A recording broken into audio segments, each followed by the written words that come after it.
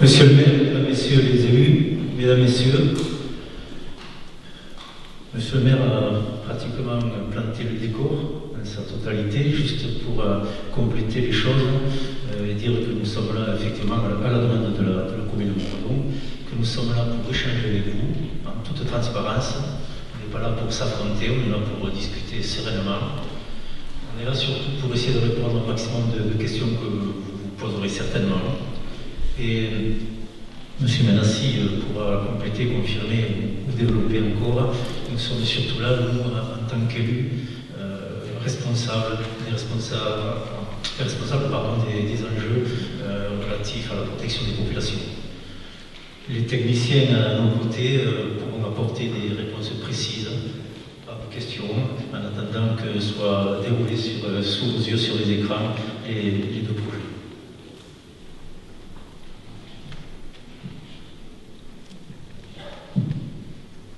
Bien, mesdames et messieurs, bonsoir, je me présente, je m'appelle Eric Menassi, je suis président du SMART et accessoirement je suis aussi le maire de Trèbes. J'aurai l'occasion de m'exprimer un peu plus tard dans la soirée devant vous. Moi, ce que j'aimerais vous dire en préambule, c'est que je ne suis ni technicien, encore moins ingénieur, je ne suis qu'un élu qui a chevillé au corps deux thématiques assez fortes.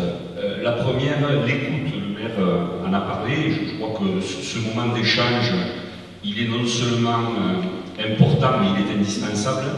Et ensuite, ce qui m'anime depuis le début de mon mandat, c'est la prise de responsabilité. Nous, les élus locaux, nous avons été élus pour prendre des responsabilités et faire en sorte que ces responsabilités soient prises avec un éclairage le plus complet possible.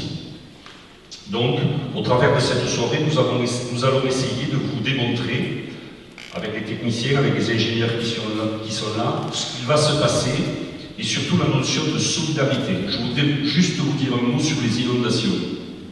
Les inondations, vous l'avez compris, elles sont la conséquence d'un dérèglement profond de notre climat. Elles peuvent frapper partout. Personne n'est à l'abri. Ce n'est pas la peine habiter à proximité d'un cours d'eau n'est pas uniquement le risque d'avoir une inondation.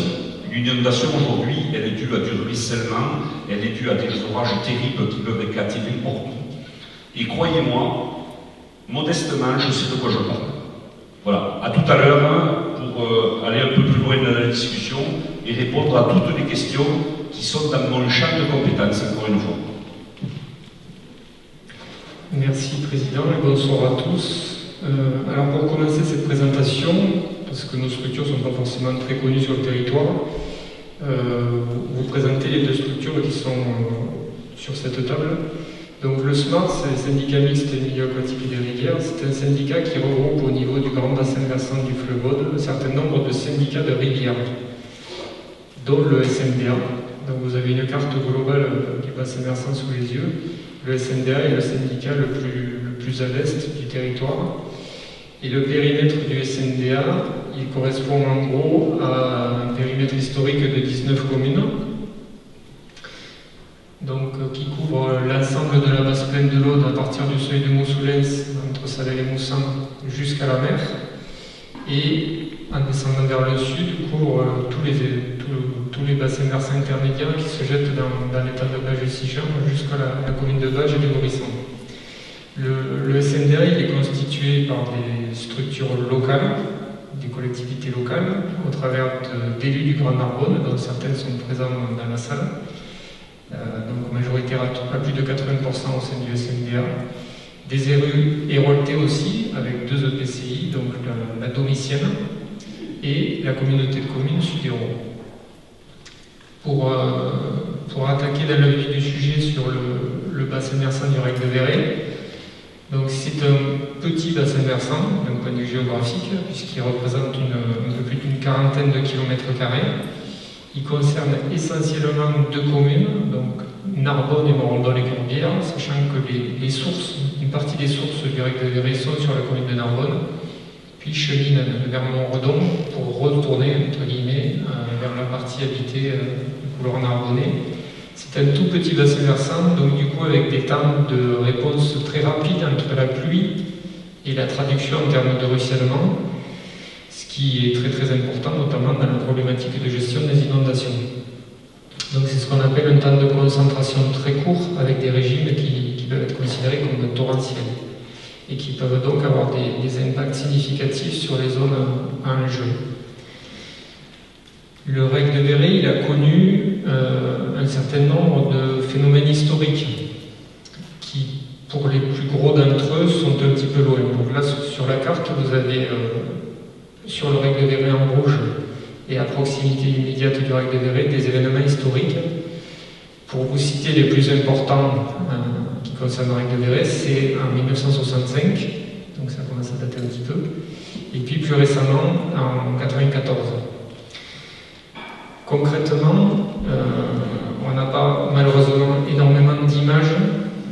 On a quelques images de la crue de 1994, essentiellement sur la commune de Narbonne.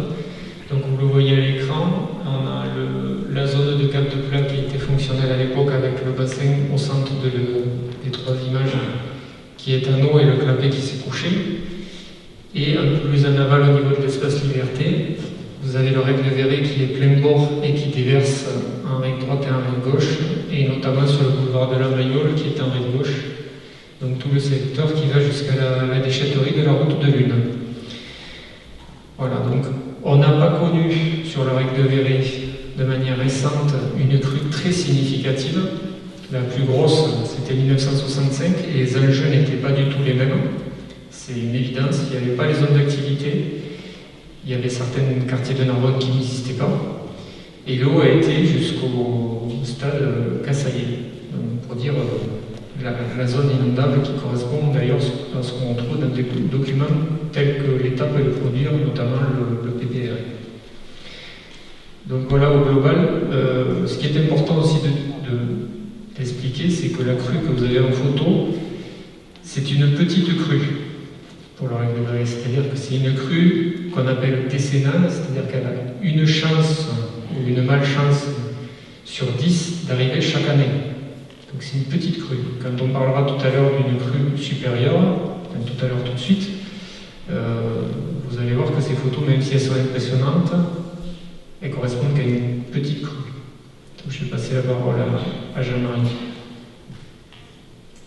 Oui, écoutez, bonjour à tous. Effectivement, Laurent Triadou vous expliquait que les photos que vous voyez représentent une crue dite décennale. Aujourd'hui, quand on réfléchit à des aménagements, on les calibre sur une crue de référence, et en général, on prend comme crue de référence une crue centenale. Alors, qu'est-ce que c'est une crue centenale? Laurent vous disait tout à l'heure, c'est une crue qui a une chance sur 10 de se produire, une chance sur 100, pardon, de se produire tous les ans. Mais bon, au-delà de cette statistique et de cette définition, moi, ce que je voudrais que l'on retienne collectivement aujourd'hui, c'est qu'une crue centenale, c'est une crue majeure. Majeure dans le sens où une crue centenale, ça fait des dégâts, énormément de dégâts. Donc c'est une crue qui marque, qui impacte le territoire et qui l'impacte durablement. Ces crues centenales, on les modélise à partir d'une pluviométrie de référence, et donc sur le bassin versant du Rec de Verret, et Laurent l'expliquait tout à l'heure, c'est un bassin versant relativement atypique sur le Narbonnais. Le Narbonnais est habitué à vivre des crues dites lentes dans les basses plaines. Le Rec de Verret est un bassin versant torrentiel, donc avec des temps de concentration extrêmement rapides, et donc la pluviométrie pour une crue centenale sur le Rec de Verret, c'est, vous l'avez à l'écran, 190 mm en 6 heures ou 310 mm en 24 heures. Alors ça vous dit peut-être pas grand-chose, parce que effectivement, ça fait quelque temps qu'il n'y a pas eu de crue significative sur ce territoire. Mais ce que je peux vous dire par rapport en comparaison, en 2018 à Trèbes, il est tombé 350 mm en 10 heures. 350 mm en 10 heures, donc c'est tout à fait faisable. Donc là, vous avez 310 mm en 24 heures, donc vous pouvez comparer. Mais pas plus tard que la semaine dernière, il est tombé 180 mm sur 4 communes du Limouxin en 2 heures. 190 mm en 2 heures. Voilà, donc on n'est pas là pour ni se faire peur ni autre. On est là juste pour dire que des crues centenales, c'est des crues rares, potentiellement rares, c'est des crues majeures qui ont pas mal d'impact sur le territoire. Mais ces crues, avec le changement climatique, elles ont des probabilités qui deviennent de plus en plus importantes, et en tout cas la pluviométrie assortie à ces crues devient de plus en plus faisable. De quoi parle-t-on en termes de crues centenales? On parle de zones inondables, et vous avez à l'écran la zone inondable qui serait soumise à une crue centenale. Et donc vous voyez à l'écran les hauteurs d'eau, donc plus c'est foncé, plus les hauteurs d'eau sont importantes. Ce qu'il faut retenir de ce visuel, c'est que ce soit dans les zones d'activité ou notamment sur les lieux habités, on est dans des hauteurs d'eau qui deviennent très significatives. Dès qu'on a des hauteurs d'eau supérieures à 1 mètre, on considère que les dégâts sont quasi irréversibles. Donc voilà, cette carte matérialise l'emprise des zones inondables pour une crue centenale avec des hauteurs d'eau dont vous voyez à l'écran qu'elles sont importantes. Alors, à partir de là, quand on voit l'impact d'une crue centenale sur le territoire, il faut le rapporter aux enjeux. Ces enjeux, ils sont multiples. Tout d'abord, à partir de Montredon, nous avons des enjeux. Ce qu'on appelle enjeux, c'est les habitats, les activités économiques. Donc, sur Montredon, la zone d'activité économique. Et puis, plus on va à l'aval, toutes les zones d'activité de Narbonne, dont la Coupe et Bonne-Source, mais surtout les quartiers et lieux habités de Marossal, la Mayole et les Gazirales. Au final, quand on réfléchit les personnes, les entreprises, les biens qui seraient impactés par une crue centenale, ce sont 8500 personnes et 200 entreprises.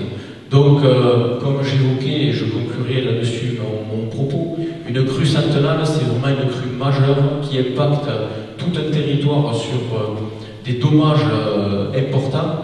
Donc, vous voyez à l'écran que 200 entreprises et 8500 personnes, ça reste considérable sur un territoire, je dirais, aussi petit. Pour continuer sur la présentation globale du bassin versant du Rec de Véret, je vous propose de regarder cette petite vidéo.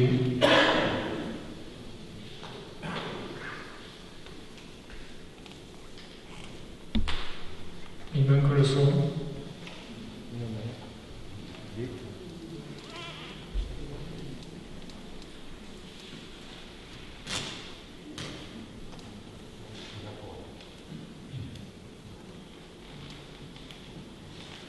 Il faut lever l'ordinateur, parce qu'il y était tout à l'heure, donc il n'y a pas de raison qu'il soit... Oui, tout à l'heure ça marchait, mais c'est toujours comme ça.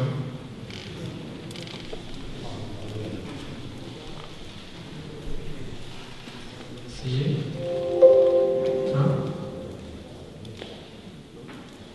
Le Rec de Véret s'étend depuis les Corbières jusqu'au canal de la Robine et à l'étang de Bages, traversant notamment les communes de Montredon-des-Corbières et Narbonne. Son bassin versant est ici représenté en bleu clair. Sec la majeure partie de l'année, il se remplit très vite en cas de forte pluie et peut provoquer des inondations majeures. Il représente donc un danger pour les personnes et les biens.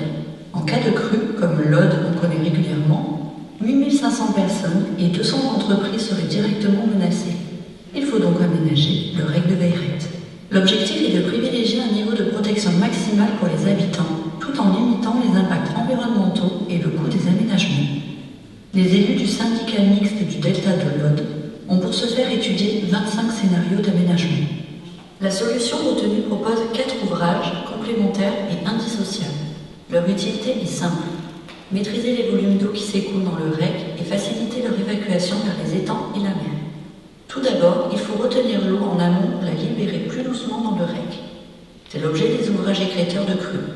3 sont prévus, dans la zone de la plaine de Montredon-des-Corbières, dans le secteur de Bagatelle à Narbonne, puis à Cap-de-Plat, où l'ouvrage existant sera optimisé. Vient ensuite l'élargissement du couloir endigué à Narbonne, dont la largeur sera doublée, permettant une évacuation des eaux plus efficace vers l'étang de Bages, puis la mer. Donc avant de rentrer sur le détail de chaque aménagement, ce qui est très important, c'est que, en fait, ça a été dit dans la vidéo, le parti d'aménagement qui est proposé aujourd'hui par les élus du SNBA, c'est un niveau de protection donc centenal, mais qui s'appuie sur une combinaison d'aménagements. Et cette combinaison, les différents aménagements sont complémentaires les uns des autres, et ça repose sur la rétention amont, donc du stockage temporaire en amont, pour permettre d'accompagner des débits dans la partie aval, débits qui soient compatibles avec les capacités d'écoulement.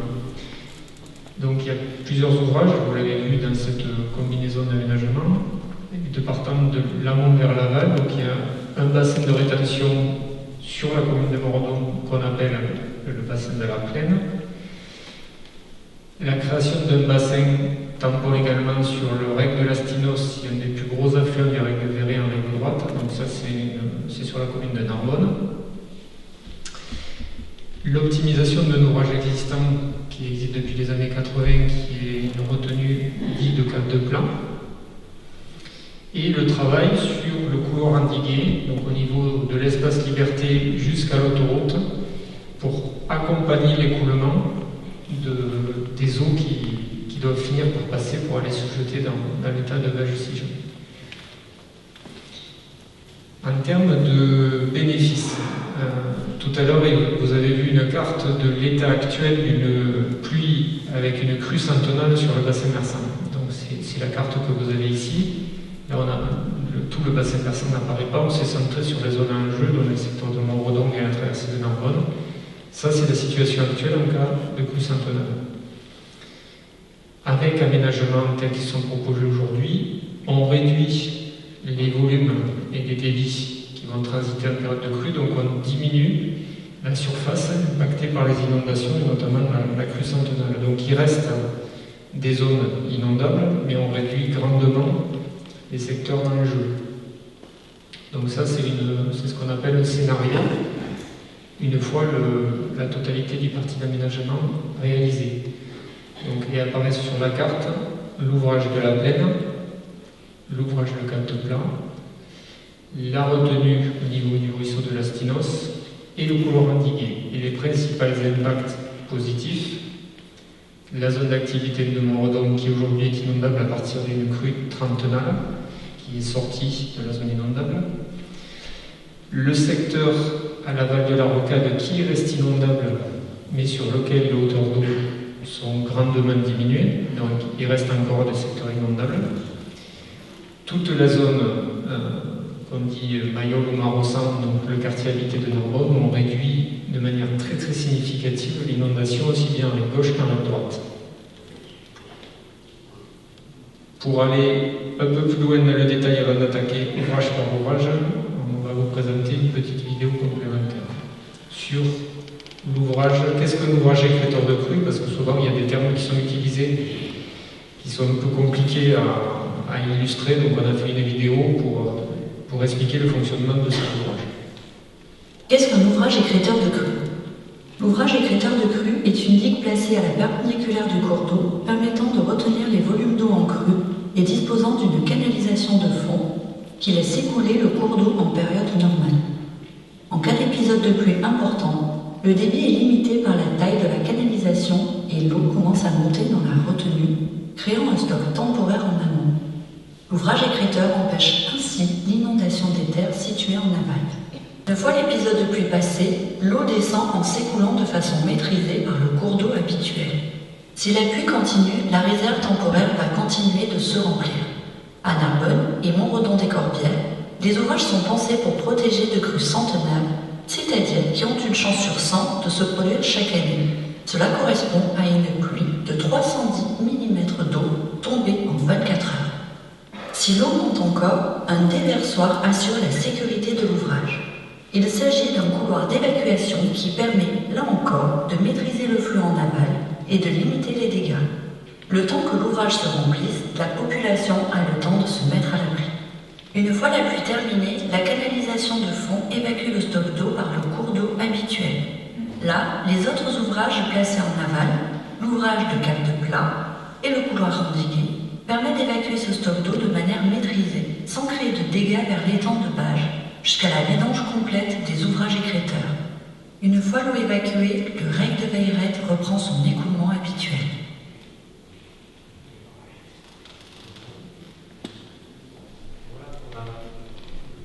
Voilà pour la présentation d'un ouvrage écrêteur.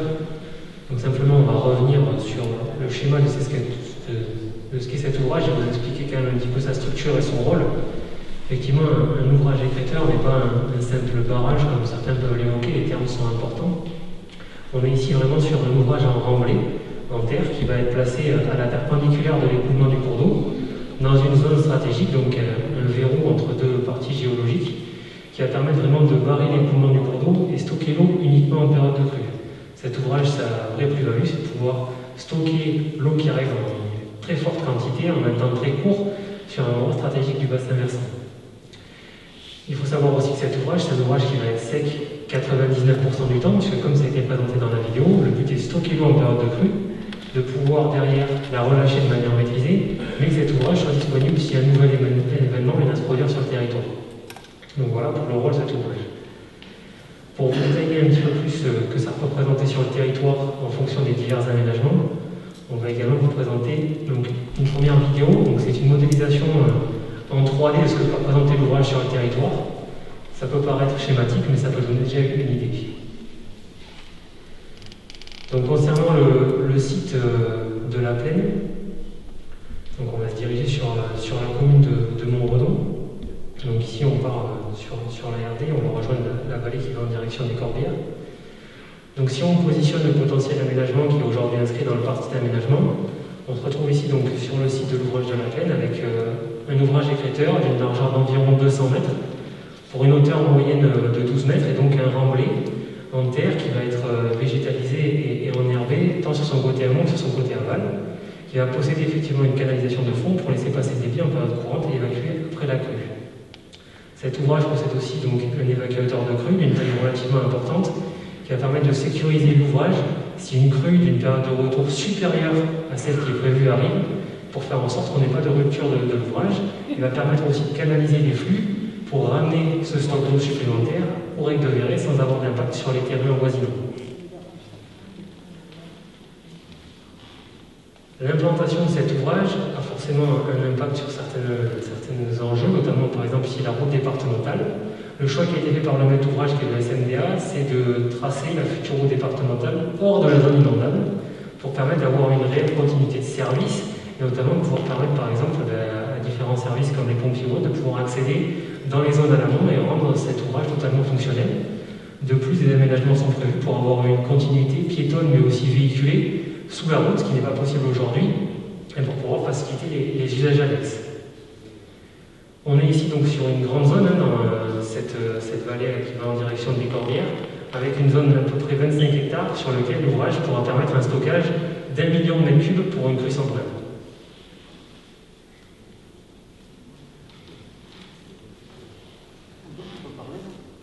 En termes de représentation, on a également fait travailler un cabinet spécialisé dans le paysage pour faire, on va dire, un premier débroussaillage de ce volet-là, avec quelques photomontages qui vous sont proposés. Donc ici, vous êtes au droit de la route départementale actuelle qui part en direction des Corbières. Donc vous avez la zone d'activité de Montredon dans votre dos, et en face de vous, vous avez donc sur la route départementale en direction des carrières.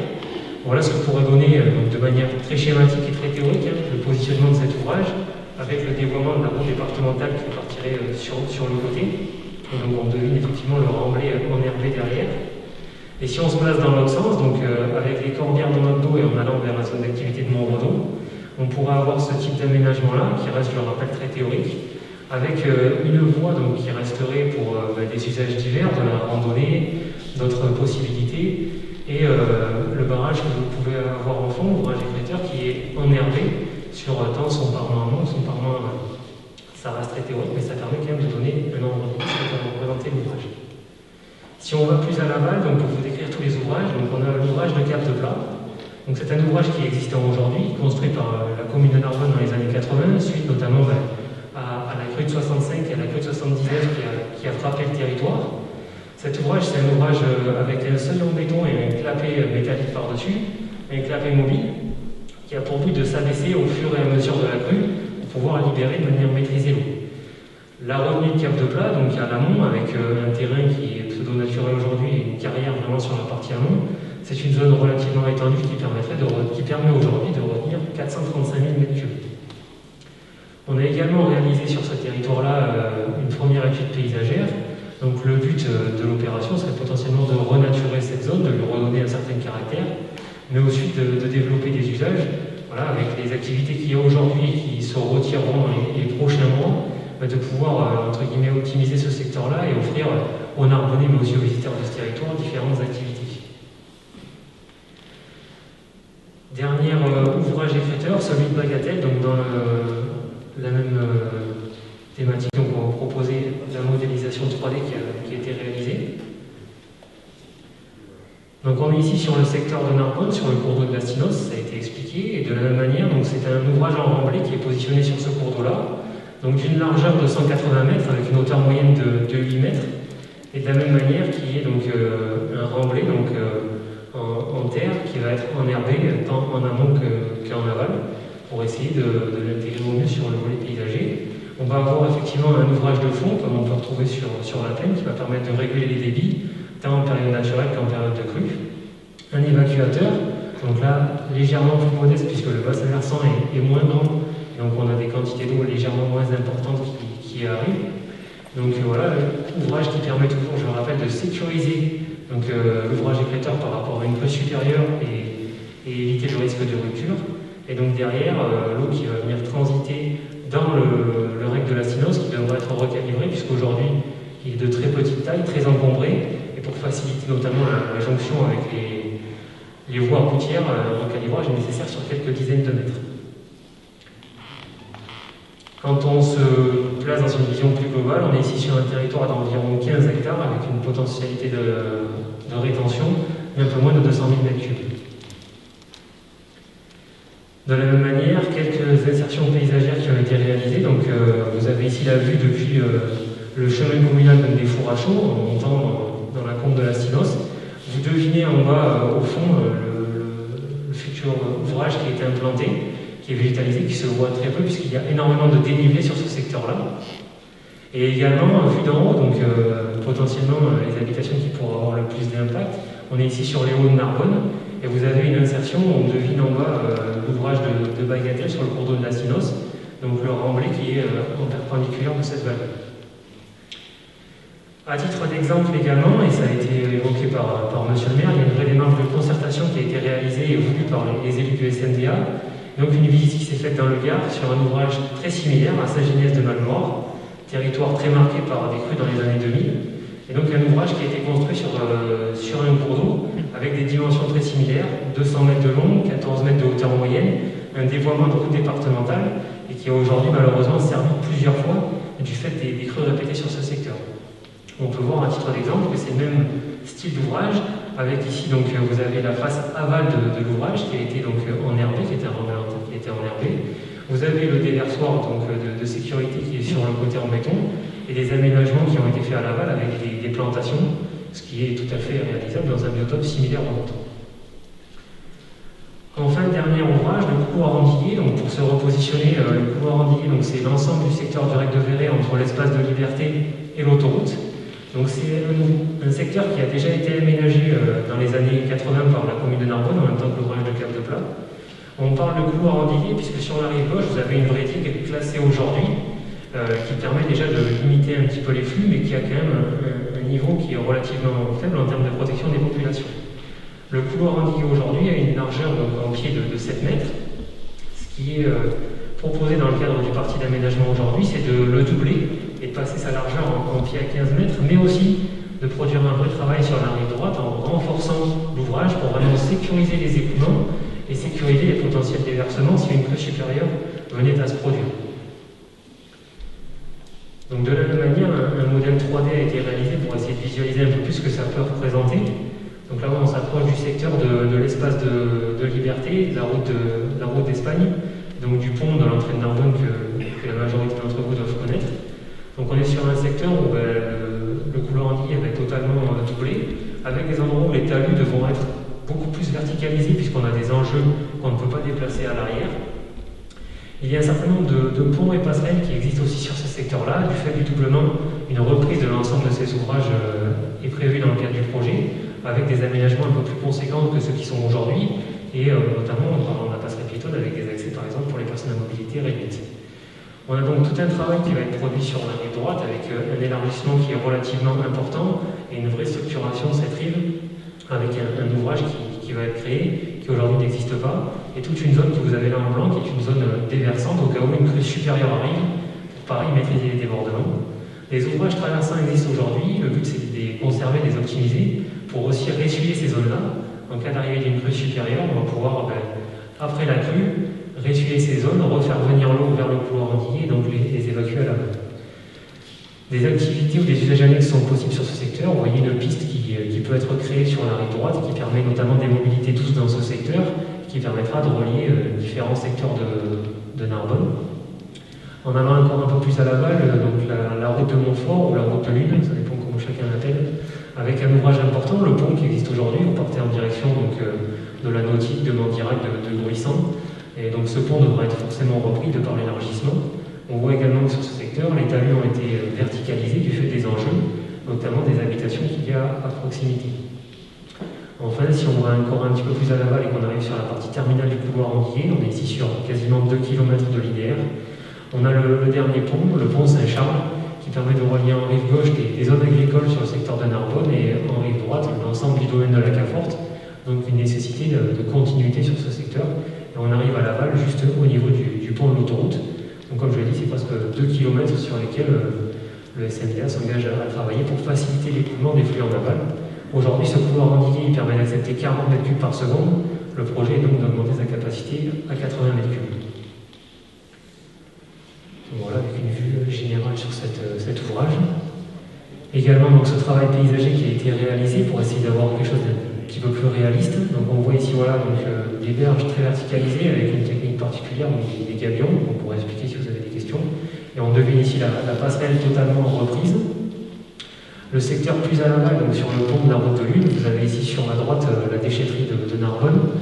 Et donc on voit cette piste qui est créée sur l'ouvrage en rive droite, qui permet des mobilités douces et d'autres usages que l'on peut imaginer aujourd'hui. Tout est à penser sur ce type de projet. Et enfin, à l'aval, voilà, dans les zones où on a des enjeux, aussi une verticalisation des berges pour conserver des zones sans avoir trop d'impact, notamment sur le bruit foncier. Voilà pour la présentation technique de ce projet.